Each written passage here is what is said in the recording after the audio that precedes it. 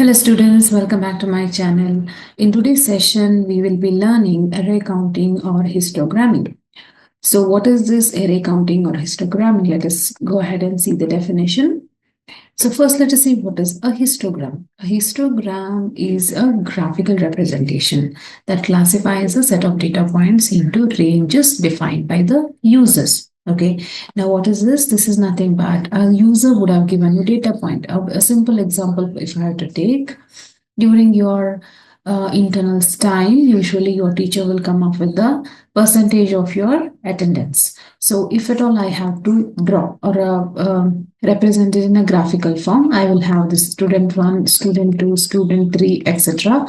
And if this is the attendance, then suppose student 1 has 70% in this attendance, and the student 2 is 75%, the other one is 40%. So this is how I'm going to represent the given data. The data here is nothing but the student as well as their respective percentage of attendance. And if that particular data I'm representing in the form of graph, then that is called as a histogram. So as you can see here, arrival per minute in a probably it can be in an airport, and the frequency of arrival. This is given in a graphical form. This is nothing but histogram of arrivals.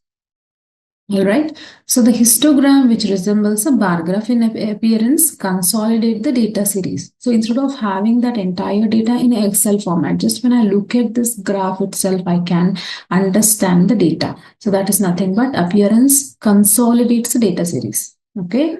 And also a histogram is used to count or visualize the frequency of the data. So here this is important. This is count or visualize. So in this particular algorithm, what we are going to learn today, we will be mainly focusing on counting. All right. So let us go ahead and see the problem statement.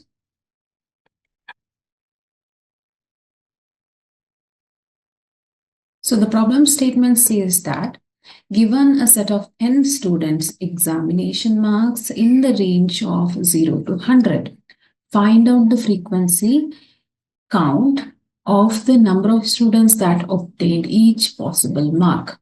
So if I had to understand, explain this problem. So problem is that a student's n, there are n number of students. That n can be any value. It can be 1, 2, 3, 5, up till 100, 200, thousands. But we have a range of marks which is ranging from 1 to 100. Now, all we have to do is find the frequency count of this marks. As in, I should display that how many students, if this is mark, how many students scored 0? Suppose it is 0. No students have scored 0. 1 is also 0. Suppose like that. If I'm taking 35, there are 2 students who scored 35. And then there is 90, etc. Okay, so it will go from 0 to 100. Suppose there are 4 students who scored 4. So this should be our output. So frequency count of marks ranging from 0 to 100, I should be printing. All right, so that is a problem statement. Now, once again, I told you that counting is also represented. Counting is also called as a histogramming. That's the reason I said count is important in today's session.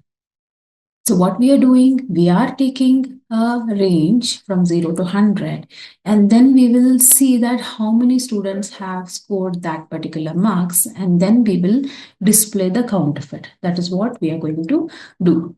All right, so let us see how we can do that. The very simple approach what we are going to follow in this particular algorithm is I am going to take an array.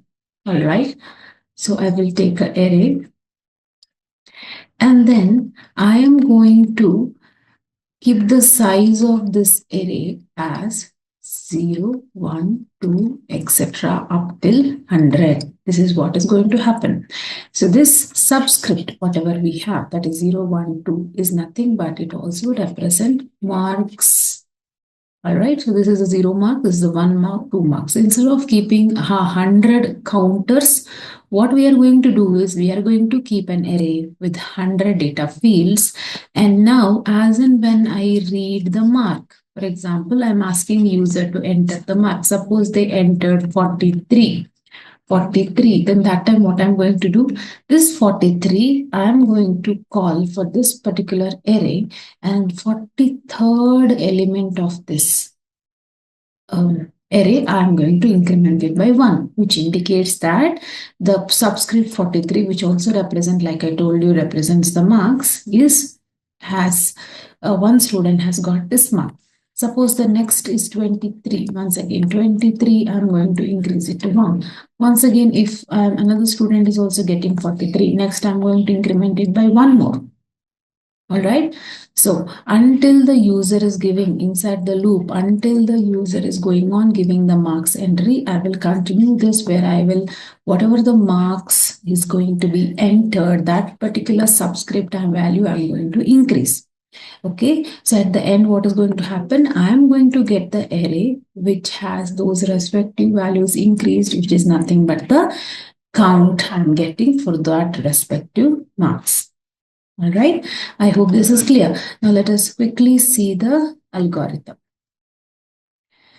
All right, so here input n number of marks to be processed. Okay, so we want to take n number of marks. Let me say that I'm taking 5 marks here.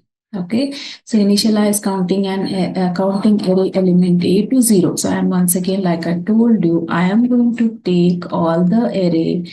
I'm going to create an array with 100 elements and initialize all of them to 0. This is important. We have to initialize it to 0 because if you do not initialize, either you will be printing a garbage value or else you will not be able to increment it. You cannot initialize it to 1, which 1 indicates that there is a 1 student who got that particular mark. So it has to be 0. Initially, no students has got any of the marks. Then, while n is greater than 0, whatever the n value you read should be greater than 0. If it is greater than 0, then read the next mark m. Suppose in the first marks, what I gave is 25. Okay, so that what time the other time m is nothing but 25. So m has the value 25.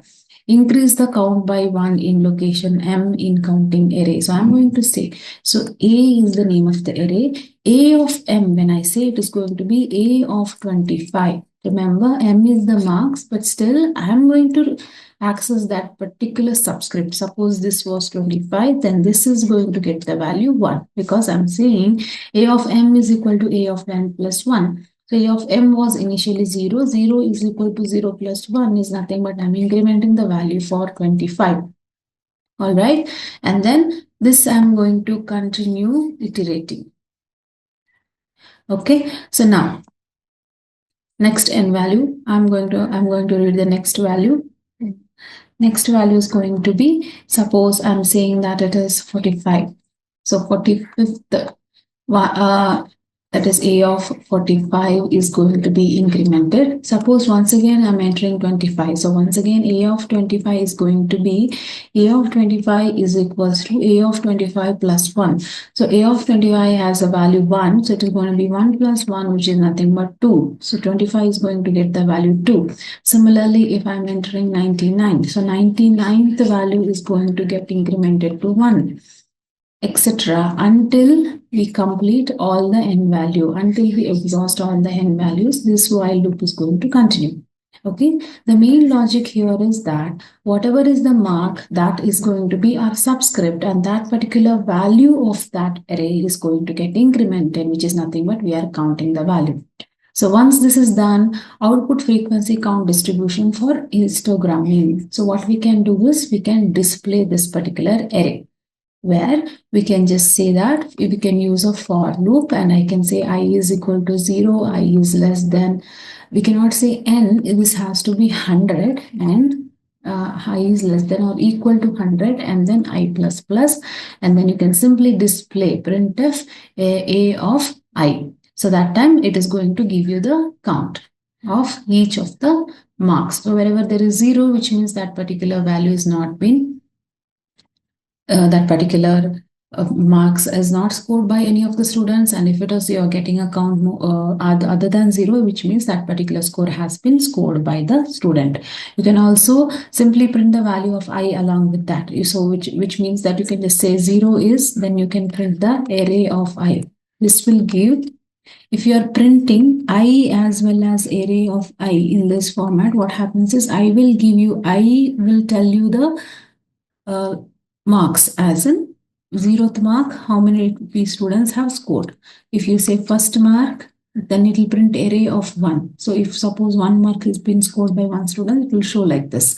So etc. etc. In our case, when it comes to 25, so array of 25 is 2, which means 2 students have scored 25. Similarly, 45, you will get 1, and then 99 also you will get 1. Rest of the values, of course, you're going to get 0. So this is nothing but a histogramming where we are going to print the number of students who have scored that respective marks. It's a very simple logic. I hope it is clear. So that's all in today's session, students.